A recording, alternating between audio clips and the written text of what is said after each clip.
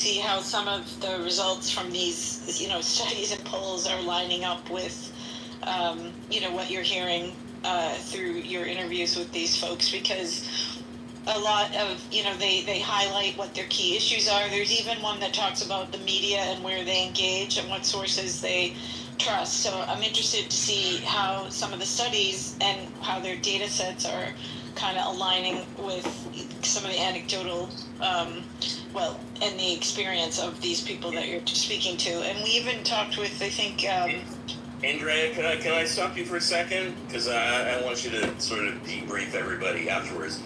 But I want to mention that we have like two anonymous people in the room, and this is this Adrian Dittman guy. I think his real name is John Kitover, and he is recording this room as we speak. And he's been recording our rooms. And I don't know what he does with them, but he's been recording a lot of rooms like ours and politics. A lot of them, like Patty's room and a lot of our friends. And it's very disturbing because we can't get rid of the anonymous people when this guy who's a very right-wing maggot person he's been trashing us all over the place. It's very difficult here, and we're trying to find, and I know Joe's in the audience, and that's one of the reasons why I'm mentioning this, because we really would love to be able to have some control over our room so we don't have people like this recording the room illegally. And he's broadcasting it on YouTube, which is illegal for that as well. And I hope that we don't have to deal with this. I want to reiterate with Joe. I want to reiterate with Joe on the stage that I do not like this. I just want to reiterate while Joe is on the stage. Joe, I hope you're listening to us. Many of us are old school, early adopter Clubhouse people who know what it was. We've seen it evolve. We've been here. We've been part of the journey. We like to think we helped whatever has gone on here, not hindered it. And we do not like this feature. It is, I don't care if they're paying for it.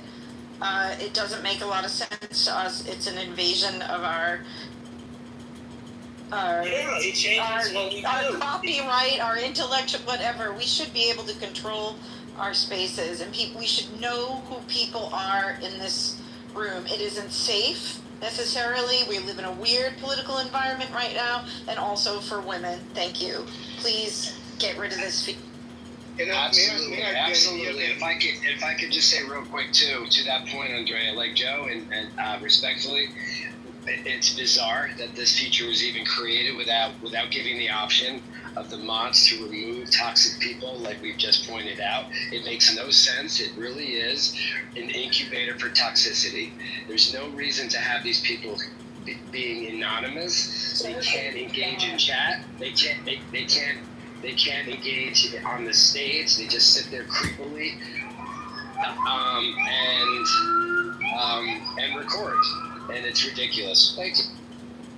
Yeah. And if I can also say something about that same issue, I think first of all there is not a really effective way to protect a room or protect a dialogue against kind of sabotage like that. And second of all, I want to tell you, for example, there was an Iranian guy. I don't know if he's still here in the room. He was obviously following me, just as an example how bad the situation is. He was writing in Persian to me, you guy with a lot of fears, and so why don't you condemn the killings of Iranians by the Israeli forces? How dare you are, how screw you are, and like bad things. And then later on he was writing me something.